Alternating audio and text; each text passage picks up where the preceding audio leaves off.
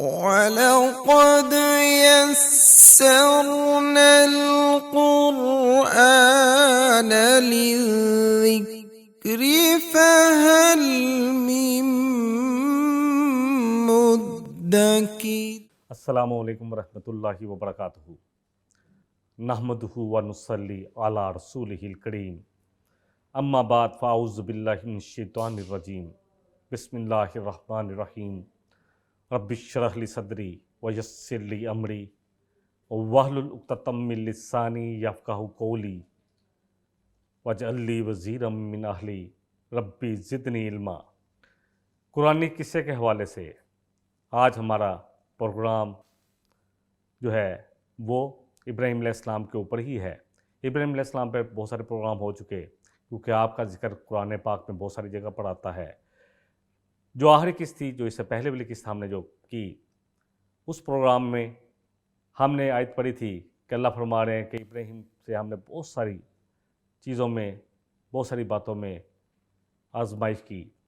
ابراہیم علیہ السلام کو بہت ساری آزمائشوں میں مبتلا کیا اور بہت ساری باتوں میں اس کو آزمایا، تو وہ اپنی تمام باتوں میں پورے اترے۔ تو اللہ نے کہا کہ میں اب تمہیں پورے انسانوں کا امام بناؤں گا، اور فرمایا کہ آپ نے پوچھا ابراہیم علیہ السلام نے اللہ سے کہ اللہ کیا میری اولاد کو بھی؟ فرمایا میرا وعدہ چاہے تیری اولاد میں سے ہو، ظالموں کے لیے نہیں کی ہے۔ آج پھر اللہ نے کہا کہ ہم نے اس گھر کو امن والا گھر بنایا ہے، اور جب ہم نے وعدہ لیا پکا عہد، کس سے؟ ابراہیم علیہ السلام سے اور اسماعیل علیہ السلام سے، کہ تم میرے گھر کو پاک رکھو گے۔ سورہ حج میں بھی اس کا ذکر ہے، سورہ البقرہ میں بھی ہے۔ کن کے لیے؟ طواف کرنے والوں کے لیے۔ سورہ البقرہ میں ہے اعتکاف کرنے والوں کے لیے، سورہ حج میں ہے طواف کرنے والوں کے لیے اور قیام کرنے والوں کے لیے، اور سجدہ اور رکوع کرنے والوں کے لیے، وہ دونوں میں ہے۔ آج جو آیت ہم لے رہے ہیں وہ سورہ البقرہ کی آیت نمبر 126 ہے، اور اسی طرح سورہ آل عمران کی آیت نمبر 97 ہے، اور سورہ حج کی آیت نمبر 27 ہے۔ جب یہ گھر بن گیا، صاف ستھرا ہو گیا، تعمیر ہوا، اب اللہ سبحانہ و تعالیٰ نے حضرت ابراہیم علیہ السلام سے فرمایا، آپ کو حکم دیا کہ اب تم اعلان کرو۔ ابراہیم علیہ السلام نے کہا کہ اعلان کیا کروں؟ وادی بیابان، آبادی بہت کم تھی۔ اللہ نے کہا کہ آپ اعلان کریں، اور اللہ نے کہا کہ آپ پہاڑ پر چڑھ جائیں اور چاروں طرف منہ کر کے اعلان کر دیں، کہ لوگوں کو کہہ دیں اللہ کا یہ گھر تعمیر ہو گیا ہے، اب اس گھر کی زیارت کے لیے جہاں جو بھی ہے، وہ جو ایمان رکھتا ہے وہ آئے اور اس گھر کی زیارت کے لیے آئے، حج کے لیے آئے۔ سورہ حج کی آیت نمبر 27 ہے۔ اللہ فرما رہے ہیں آپ اعلان کریں، اذان دیں۔ اذان اونچی آواز میں دی جاتی ہے، لوگوں کو اعلان کیا جاتا ہے، بلایا جاتا ہے کہ حی علی الصلاۃ، حی علی الفلاح، آؤ نماز کی طرف، آؤ بھلائی کی طرف۔ یہاں بھی اللہ فرما رہے ہیں کہ آپ اونچی آواز میں جا کر پکاریں، چاروں طرف منہ کر کے، جتنی آپ کی آواز ہے بس اتنا۔ یہ تو نہیں ہے کہ آپ وہاں سے کہاں تک پہنچا سکتے تھے، زیادہ سے زیادہ کتنی دور جا سکتی تھی، زیادہ سے زیادہ 200 میٹر، 100 میٹر، اس سے زیادہ کیا، لیکن اللہ نے پہنچا دیا، آپ کی آواز پورے جہان میں پہنچا دی۔ آج ہم دیکھتے ہیں کہ پورے جہان سے لوگ اس اللہ کے گھر کی طرف کھینچے چلے جاتے ہیں، چاہے امریکہ ہو، نارتھ امریکہ ہو، ادھر آسٹریلیا، جاوا، ادھر وہ جو ہے نیوزی لینڈ، اور پھر انڈونیشیا، اور پھر ادھر سے جاپان، پورا ایشیا، پھر ادھر سے ہم دیکھتے ہیں پورا عرب، ہر جگہ سے لوگ کھینچے چلے جاتے ہیں، یورپ سے، بر اعظم افریقہ سے، ہر جگہ سے جو بھی ایمان والے ہیں، وہ ابراہیم علیہ السلام کا یہ اعلان اللہ نے ان کے اندر ودیت کر دیا۔ اللہ اکبر۔ کیا اعلان تھا؟ اللہ فرما رہے ہیں کہ آپ اعلان کریں لوگوں میں، بالحجی، حج کے لیے، یاتوک رجالم وعلی کل ضامر، آئیں گے ہر قسم کے لوگ، ہر قسم کے لوگ، رجال سے مراد مرد بھی، عورتیں بھی، ہر قسم کے لوگ، یعنی ہر طرف سے لوگ آئیں گے، پورے دنیا سے، پورے گلوبل سے، پورا جو دنیا تو اب گلوبل ولیج بن گیا، پوری دنیا سے لوگ آئیں گے، ہر سواری پر بیٹھ کے، پیدل بھی، رجال جو ہے وہ پیدل چل کر بھی آئیں گے، سواریوں پہ بھی آئیں گے۔ اس زمانے میں اونٹ گھوڑے تھے، اور آج ہم دیکھتے ہیں بحری جہاز، اور پھر آج الحمدللہ جو ہوائی جہاز ہیں، پوری دنیا کے لوگ آتے ہیں حج کرنے کے لیے۔ اعلان کس نے کیا تھا؟ اللہ اکبر۔ اس نے، جس نے اللہ کی طرف سے ہر آزمائش کو اپنے لیے انعام سمجھا اور اس سے پورے اترے، آگ میں کود پڑے، بیٹے کی گردن پر چھری چلا دی، نوزائیدہ بچہ، دودھ پیتا بچہ اور اپنی بیوی حضرت ہاجرہ کو اللہ کے حکم سے ایک ایسی وادی میں چھوڑا ہے جو بالکل ویران تھی، کوئی انسان چرند پرند بھی نہیں تھا، کسی قسم کی کوئی زراعت نہیں تھی۔ یہ ہیں ابراہیم علیہ السلام۔ اور پھر اللہ محسنین کو ایسا ہی بدلہ دیتے ہیں۔ جب یہ گھر تعمیر ہوا تو اللہ نے کہا کہ اب آپ اعلان کیجئے۔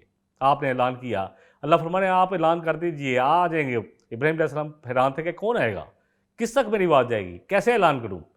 اللہ فرما رہے کہ آپ اعلان کر دیں، آئیں گے، دیکھنا آئیں گے اللہ کے اس گھر میں، آئیں گے تیرے پاس، یعنی تیرے اس مقام ابراہیم کے پیچھے آ کے نماز ادا کریں گے۔ دنیا کی ہر کونے سے لوگ جو ایمان والے ہوں گے، ہر قسم کی سواری پہ، بحری جہازوں پر آئیں گے، گاڑیوں میں آئیں گے، اونٹوں پہ آئیں گے، گھوڑوں پہ آئیں گے، ہوائی جہازوں سے آئیں گے، جس طرح بھی جو بھی ان کو سواری میسر ہوگی آئیں گے۔ یاتینا من کل فج عمیق، اور دور دور کے کونوں سے آئیں گے۔ اللہ اکبر۔ جیسے کہ پہلے بات کی جا چکی ہے کہ ہر طرف سے لوگ کھینچے چلے آتے ہیں، کیا چائنا، کیا آسٹریلیا، بر اعظم آسٹریلیا ہو، بر اعظم افریقہ ہو، بر اعظم امریکہ ہو، اور ایشیا پورے کا پورا، اور اسی طرح مشرق وسطیٰ، ہر جگہ سے لوگ کھینچے چلے آتے ہیں۔ کوئی گاڑیوں میں آ رہا ہے، کوئی جہازوں پہ آ رہا ہے، ہوائی جہازوں میں آ رہے ہیں، جس کو جو بھی جہاں بھی جیسے بھی پہنچ رہے ہیں پہنچ رہے ہیں اللہ کے اس گھر کی طرف۔ اللہ اکبر۔ کون سا گھر ہے یہ؟ اللہ اکبر۔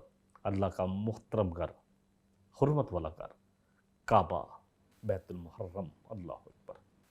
تو بہرحال ابراہیم علیہ السلام نے اعلان کیا، اور آج ہم دیکھتے ہیں کہ ان کے اعلان کی برکت اللہ نے یہ دعا ان کی قبول فرمائی، اور پھر ہر طرف سے لوگ جو ہیں حج کے لیے آ رہے ہیں۔ اور پھر جو ایک دفعہ حج کر جاتا ہے، اگر واقعی ایمان ہو، دوبارہ دل کرتا ہے پھر آؤں عمرے کے لیے۔ دیکھیں حج اکبر جو ہے وہ تو حج کو ہی کہتے ہیں، حج اصغر عمرے کو کہتے ہیں۔ بہت سارے لوگ ماشاءاللہ عمرے بھی کرتے ہیں۔ اللہ کرے کہ ہمارے حج جو ہیں وہ حج ہوں جو اللہ ہم سے چاہتے ہیں، ایسا حج جو مبرور ہو۔ مبرور حج کون سا ہوتا ہے؟ وہ حج جس میں آ کے انسان اپنے اوپر خود چیک لگائے کہ میں پہلے کیا کیا برائیاں کر رہا تھا، کون سے نیک کام تھے جو میں نہیں کر پا رہا تھا، کیا واقعی وہ کام میں نے شروع کر دیے، نماز 5 گانا میں نے باجماعت پڑھنی شروع کر دی، میں نے جھوٹ بولنا بند کر دیا، میں نے امانت داری کا ثبوت دینا شروع کر دیا، میں نے اب لوگوں کو اللہ کی بات پہنچانی شروع کر دی۔ یہ سب باتیں اگر یہ باتیں انسان میں آ رہی ہیں تو پھر سمجھیں کہ اللہ نے آپ کا حج قبول کیا ہے، عمرہ قبول ہوا ہے۔ لیکن اگر آ کر ہم نے لوگوں سے جھوٹ بھی بولا، لوگوں سے بے ایمانی بھی کی، وعدہ خلافی بھی کی، سب کچھ کیا، تو جتنے مرضی عمرے حج کرتے رہیں۔ نبی رحمت صلی اللہ علیہ وسلم فرمایا کہ ایک شخص چلتا ہے، دور سے آتا ہے، آ کر گرد و غبار میں اٹا ہوا، آ کر اللہ کے گھر میں ہاتھ اٹھاتا ہے، یا ربی یا ربی، کہ اے میرے رب، دعائیں مانگتا ہے۔ اللہ کہتے ہیں اس کی دعا کیسے قبول ہوگی؟ اس کا کھانا بھی حرام، اس کا پہننا بھی حرام۔ تو جب یہ سب کچھ حرام کے ساتھ ہی کر کے آیا ہے تو پھر دعائیں کیسے قبول ہوں گی؟ دعا کی قبولیت کے لیے سب سے پہلے حلال رزق، طیب رزق، حلال رزق، کسی کا حصہ نہ کھائیں، کسی کی مال کو زبردستی نہ لیں، یہ سب کچھ جو ہے، ہر وہ چیز، سود نہ کھائیں، یہ سب کچھ حرام میں آ جاتا ہے۔ حلال رزق جو ہے اس سے جو حج کرے گا، پھر اللہ کے ہاتھ دعا کرے گا تو اس کی دعا ضرور مقبول ہوگی۔ بہرحال اللہ سورہ آل عمران کی آیت نمبر 97 میں فرما رہے ہیں، فیہ آیات بینات مقام ابراہیم، یہ حرمت والے گھر ایسا ہے جس میں بڑی کھلی نشانی ہے اللہ کی، اور مقام ابراہیم بھی ہے۔ جو اس میں داخل ہو گیا یقیناً امن پا گیا، کہ اللہ فرما رہے ہیں وَلِلَّهِ عَلَى النَّاسِ حِجُّ الْبَيْتِ مَنِ اسْتَطَاعَ إِلَيْهِ سَبِيلًا، کہ اللہ کا یہ حق ہے لوگوں پر کہ وہ اس کے اس گھر کی لیے حج کرنے کے لیے آئیں۔ حج فرائض میں سے ہے۔ جو بھی راستے کی استطاعت رکھتا ہے، کیا صحت مند ہو، نمبر 2 اتنا مال ہو، اتنی استطاعت ہو کہ وہ سفر کے اخراجات برداشت کر سکتا ہو، یہ ساری ہی چیزیں استطاعت میں آتی ہیں۔ اور پھر اللہ فرما رہے ہیں وَمَنْ كَفَرَ، جس نے اللہ کی اس بات کا انکار کیا، فَإِنَّ اللَّهَ غَنِيٌّ عَنِ الْعَالَمِينَ، تو اللہ غنی ہے پورے جہان والوں سے، اللہ کو کوئی ضرورت نہیں ہے۔ آنا ہے کسی نے اپنے لیے آنا ہے، جو بھی نیک عمل کرتا ہے اس کا فائدہ اسی کو ہوتا ہے، اور جو انکار کرے اس کا وہ بال اسی پر ہوگا۔ جس نے بھی اللہ کی راہ میں کوشش کی اس کا یہ کوشش اسی کے لیے فائدہ مند ہے، اور جو نہیں کرتے اس کا وبال انہی پر ہے۔ بہرحال یہاں پر اللہ فرما رہے ہیں وَلِلَّهِ عَلَى النَّاسِ حِجُّ الْبَيْتِ مَنِ اسْتَطَاعَ إِلَيْهِ سَبِيلًا، کہ اللہ نے ہر اس شخص کے لیے یہ حج فرض کر دیا ہے جو استطاعت رکھتا ہو، طاقت بھی رکھتا ہو، زاد راہ بھی رکھتا ہو۔ نبی رحمت صلی اللہ علیہ وسلم فرمایا کہ اسلام کی بنیاد 5 چیزوں پر ہے۔ نمبر 1، تم شہادت دو، اشہد ان لا الہ الا اللہ و اشہد ان محمد رسول اللہ، کہ اللہ ایک ہے، اس کے علاوہ کوئی الہ نہیں، اور محمد اللہ کے رسول ہیں۔ پھر اقام الصلاۃ، نماز قائم کرو، وآتوا الزکاۃ، زکوٰۃ ادا کرو، اور پھر اللہ کے اس گھر کا حج کرو جو بھی استطاعت رکھتا ہو۔ زکوٰۃ بھی وہ دے گا جو اس پر پورا اترتا ہو، استطاعت رکھتا ہو، یعنی وہ اس تک پہنچ جائے، وہ وہاں تک اس کے پاس نصاب تک پہنچ جائے جو زکوٰۃ کا ہے اس کے پاس ہوگی۔ اور اسی طرح حج وہ ادا کرے گا جو استطاعت رکھتا ہو۔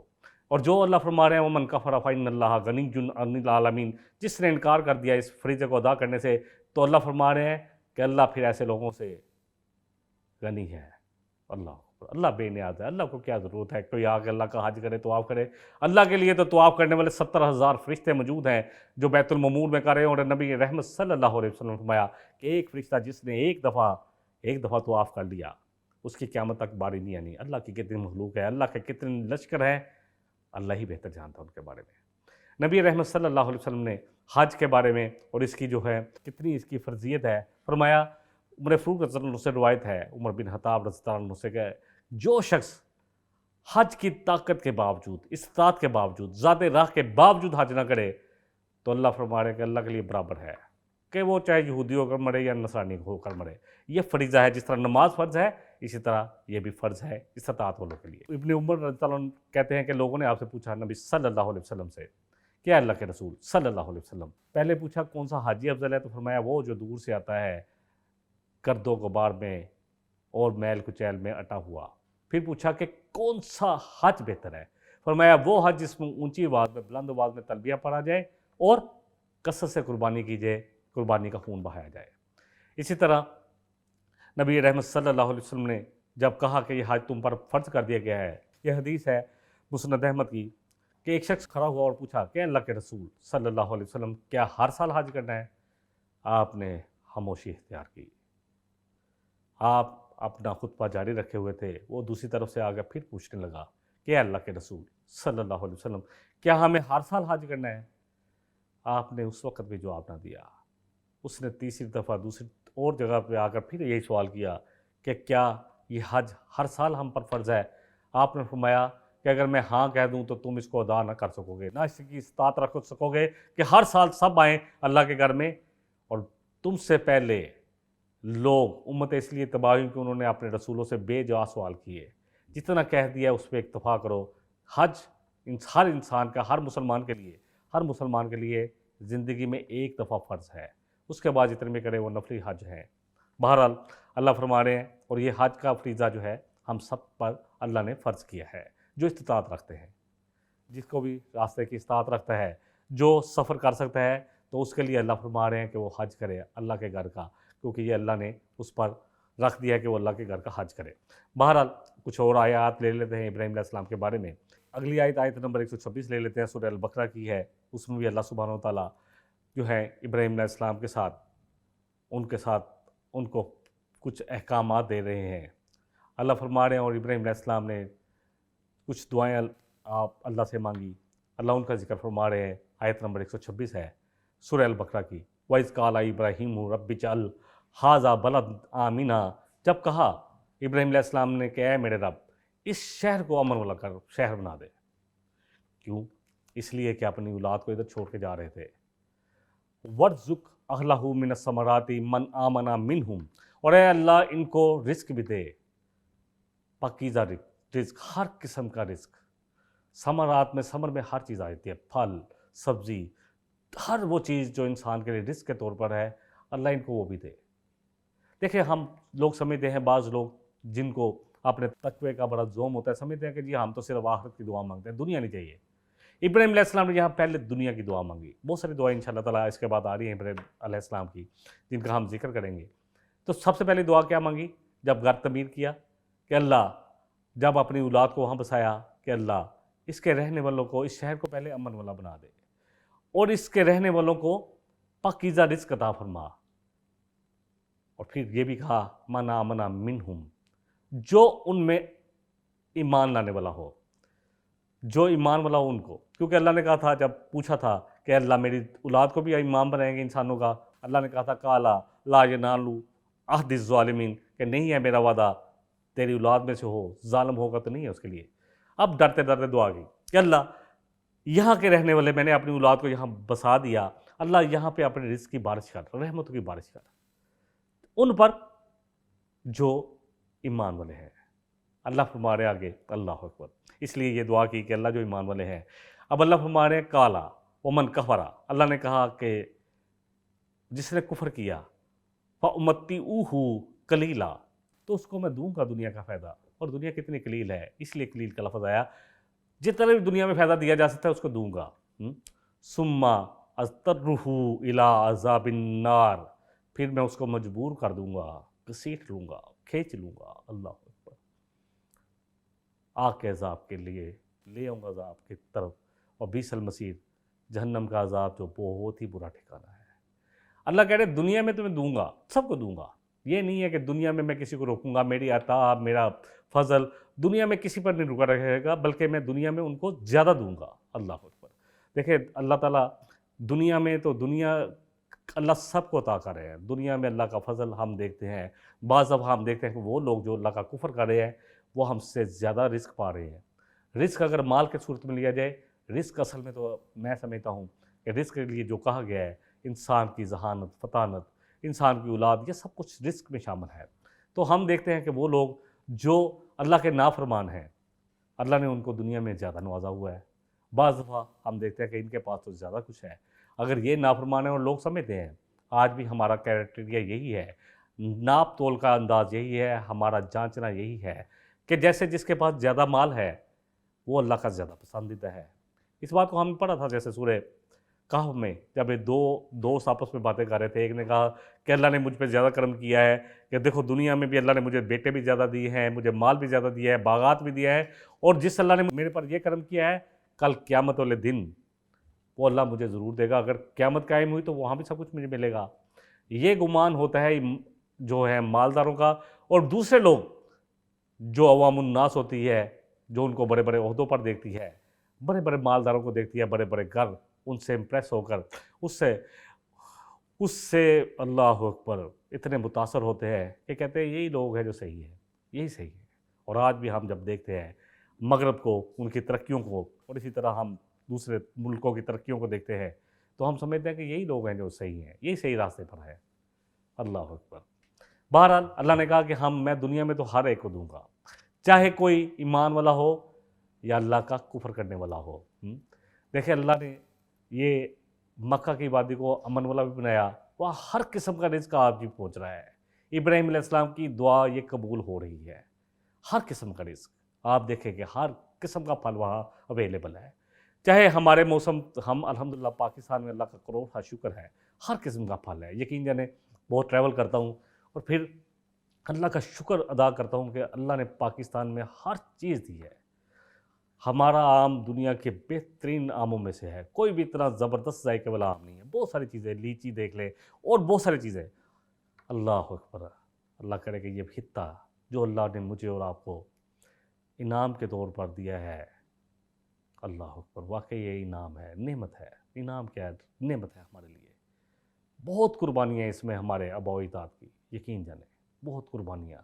میں نے پہلے بھی ایک دفعہ ذکر کیا تھا کہ میری والدہ صرف 3 سال یا 4 سال کی ایک بچی، پورا ننھیال، مجھے نہیں پتا کہ کون تھا کون نہیں تھا، صرف وہی بچی، پورے کا پورا خاندان، پورا ننھیال جو ہے وہ اس پاکستان کے لیے قربان ہو گیا۔ اور اس کا مطلب کیا ہے؟ پاکستان کا مطلب کیا؟ لا الہ الا اللہ، کہ ہم ایک ایسا نظام چاہتے ہیں۔ 2 قومی نظریے کی بنیاد یہ تھی کہ ہم ایک علیحدہ قوم ہیں اور ہم معاہد ہیں، دوسری طرف بتوں کی پوجا کرنے والے ہیں، تو ہم تو 2 قومیں ہیں، اور یہاں پر ہم اللہ اور اس کے رسول کا نظام، شریعت قائم کریں گے۔ اللہ کرے کہ یہ وعدہ پورا ہو اور اس میں ہم سب اپنا اپنا پارٹیسپیٹ کریں، جو جتنا حصہ ڈال سکتا ڈالے۔ وہ مسئلہ یہ ہے کہ ہم سمجھتے ہیں کہ جی میرے کرنے سے کیا ہوگا، میں نے جب حضرت ابراہیم علیہ السلام کو آگ میں ڈالا گیا تو میں نے اس وقت کہا تھا کہ ایک چڑیا یہ کبوتر بھی اپنی چونچ پہ پانی لے کے اڑا، تو کسی نے کہا تیرے اس پانی کی چونچ کے پانی سے کیا اتنا بڑا الاؤ پوچھے گا؟ اس نے کہا جو میں کر سکتا ہوں وہ تو کروں۔ تو یہ تو میں اکثر یہ شعر پڑھتا ہوں کہ شکوہ ظلمت شب سے تو کہیں بہتر تھا، اپنے حصے کی شمع جلاتے جاتے۔ جو میں کر سکتا ہوں، جو آپ کر سکتے ہیں وہ ضرور کریں۔ لوگوں کو دیکھنا بند کریں، یہ کہ یہ لوگ کیا کریں اور میرے کرنے سے کیا ہوگا، یہ سوچنا بند کریں۔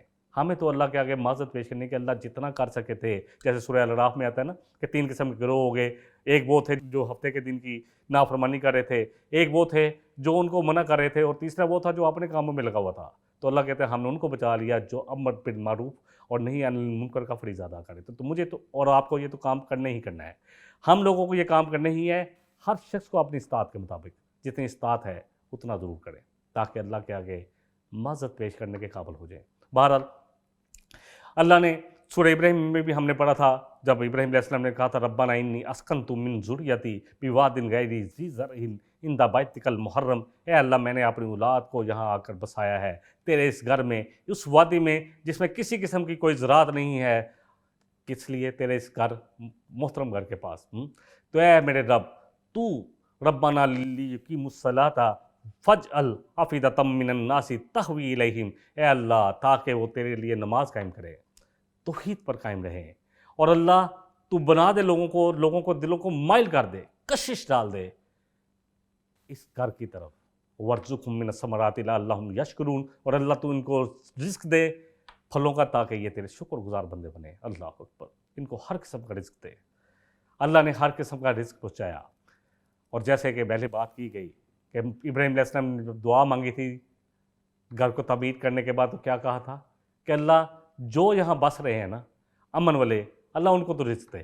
اللہ نے کہا رزق تو میں سب کو دوں گا ابراہیم، جس نے کفر کیا اس کو بھی دوں گا، پھر اس کو جہنم کے عذاب میں لے آؤں گا، کھینچ لوں گا، مجبور کر دوں گا کہ آپ جہنم میں آ، تو نے میری نافرمانی میں میری نعمتوں کی نافرمانی کی، میری ناشکری کی، میری بات کو نہیں مانا، تو اب تو تیار ہو جا جہنم کے آگ کے لیے۔ دیکھیں اس کو بہت ساری جگہ پہ اللہ نے بیان کیا ہے، جیسے اللہ فرما رہے ہیں سورہ بنی اسرائیل کی آیت نمبر 20 میں اللہ فرما رہے ہیں کہ ہر ایک کو اللہ کی عطا جو ہے وہ ملتی ہے۔ آپ کا رب چاہے کفر کرنے والے ہوں یا ایمان والے ہوں، ہر ایک کو اللہ کی عطا یہاں دنیا میں ملے گی، اللہ سب کو عطا کرے گا دنیا میں، اور آپ کے رب کی عطا، اللہ اکبر، آپ کے رب کا فضل، آپ کے رب کا رزق کسی سے رکا ہوا نہیں ہے، ہر ایک کو ملے گا۔ کلن نمدو، ہر ایک کو، ہا اولائی و ہا اولائی، چاہے ایمان والے ہوں چاہے کفر کرنے والے ہوں، من عطاء ربک، سب کے سب پائے گے اللہ کی عطا کو۔ اور آپ کے رب کی عطا کسی سے رکی ہوئی نہیں ہے، چاہے کوئی کافر ہو چاہے مومن ہو، اللہ سب کو ذہانت بھی دے رہا ہے۔ کتنے ذہین لوگ ان میں پیدا ہو رہے ہیں، جو لوگ ایمان نہیں لاتے، اسی طرح ایمان والوں میں کیسے ذہین لوگ ہیں۔ اللہ دنیا میں سب رزق دے گا، اولادیں بھی ان کو دے رہا ہے، اللہ مال بھی دے رہا ہے، اور مال تو اتنا زیادہ ہے کہ شاید ہم سے بھی زیادہ۔ اس کو بھی ہم انشاءاللہ تعالیٰ تھوڑا سا سورہ زخرف کی آیتوں سے سمجھیں گے، یا بہرحال اس بات کو اللہ نے قرآن میں بہت ساری جگہ پہ بیان فرمایا ہے۔ سورہ یونس کی آیت نمبر 70 لے لے، اللہ فرما رہے ہیں متاع فی الدنیا، یہ تو دنیا کا سامان ہے، ثم الینا مرجعہم، پھر ان سب کو ہماری طرف لوٹ کرانا ہے، پھر ہم ان کو شدید عذاب کا مزہ چکھائیں گے ان کے کفر کی وجہ سے۔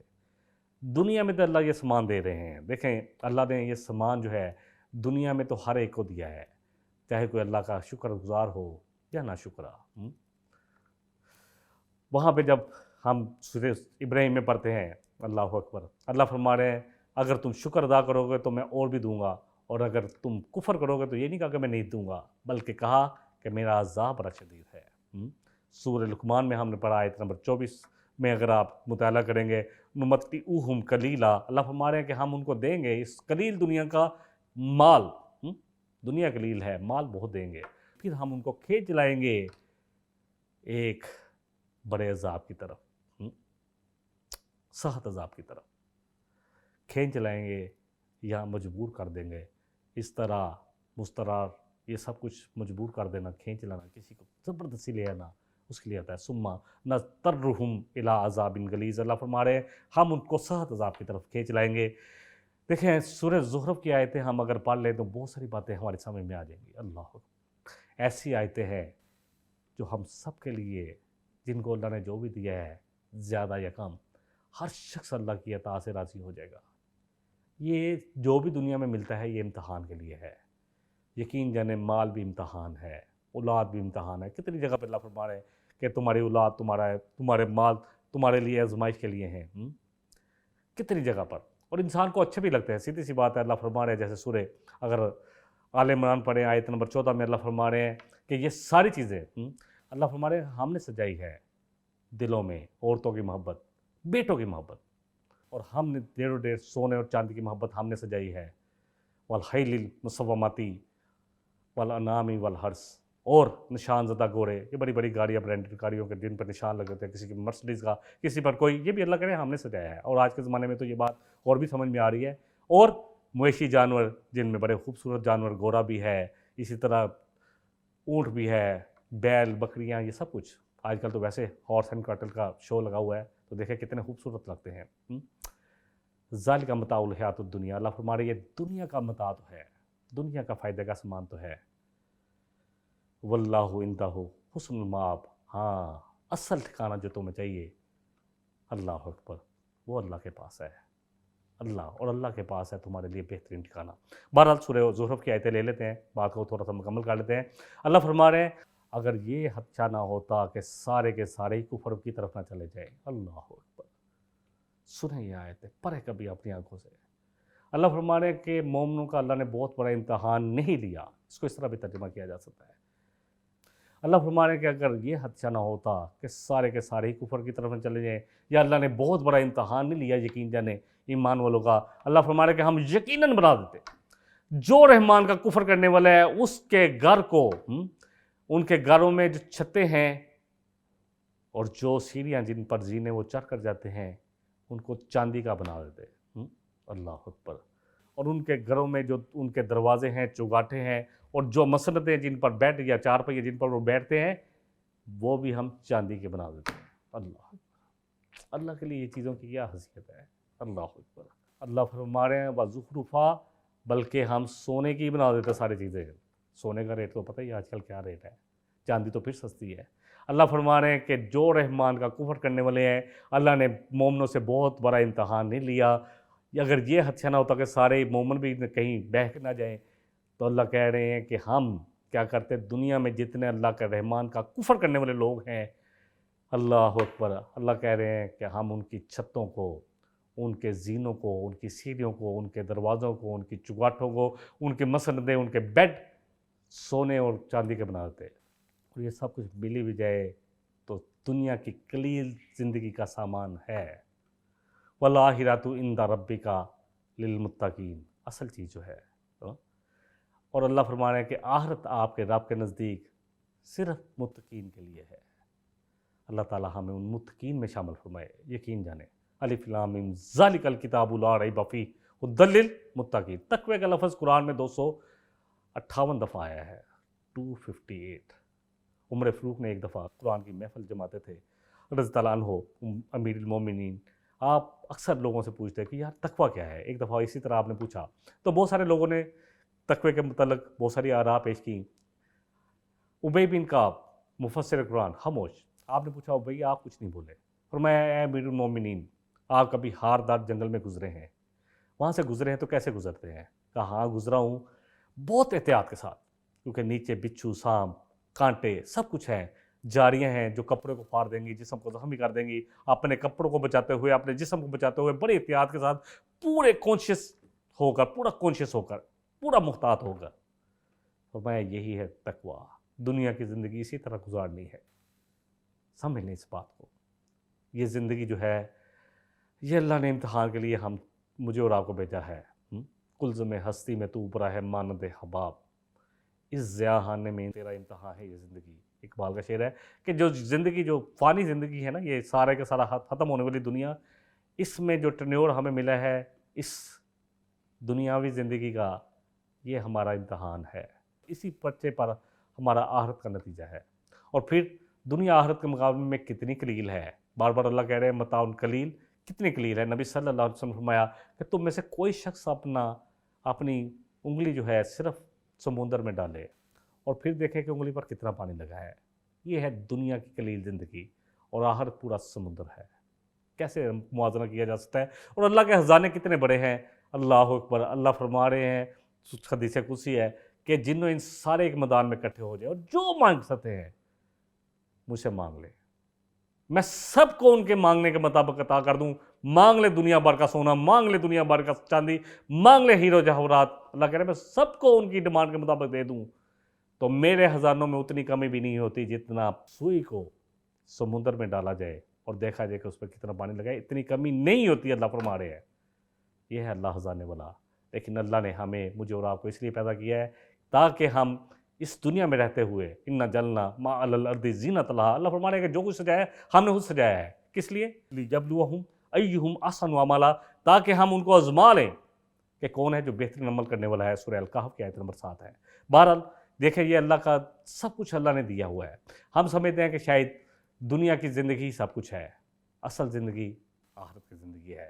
اللہ کرے میرا اور آپ کا ایمان بنے۔ ایک اور آیت لے لیتے ہیں، پھر مکمل کر لیتے ہیں بات کو۔ ایک آیت نمبر 127 سورہ البقرہ کی، اللہ فرما رہے ہیں وَإِذْ يَرْفَعُ إِبْرَاهِيمُ الْقَوَاعِدَ مِنَ الْبَيْتِ وَإِسْمَاعِيلُ، جب دیواریں اٹھا رہے تھے، اور دیواریں جب اٹھا رہے تھے بڑے بڑے پتھر توڑ کے لا رہے تھے بڑی دور سے، کون ہے؟ کون ہے یہ ابراہیم علیہ السلام ہے، پورے انسانوں کے ایمان۔ ہم سمجھتے ہیں کہ ہمیں تھوڑا سا عہدہ مل جائے، کوئی تھوڑا سا عالم بن جائے، 8 سال کا کورس کر لیا، وہ کہتے ہیں اب میرے سے مزدوری والا کام تو نہ کرواؤ، میں نے تو پی ایچ ڈی کر لی، میں ڈاکٹر بن گیا، میں انجینئر بن گیا، یا میں دین کی بات بھی کریں، یہ انسانوں کے امام ہیں۔ اللہ اکبر، امام الانبیاء، انبیاء کے باپ ہیں، پوری ایک نسل چلی ہے رسول و انبیاء کی ان کے، اور ان کے بیٹے اسماعیل علیہ السلام، جن کے نبی صلی اللہ علیہ وسلم اسماعیل علیہ السلام کی اولاد میں سے ہیں، اپنے کندھوں پر پتھر ڈو ڈو کر لا رہے ہیں، اللہ کے گھر کی دیواروں کو اٹھا رہے ہیں۔ اللہ فرما رہے ہیں جب بلند کر رہے تھے ہمارے اس گھر یعنی کعبہ کی دیواروں کو، ابراہیم علیہ السلام اور اسماعیل علیہ السلام دعا کیا مانگ رہے تھے؟ ربنا تقبل منا، اللہ اکبر، کہ اے اللہ ہم سے قبول کر لے۔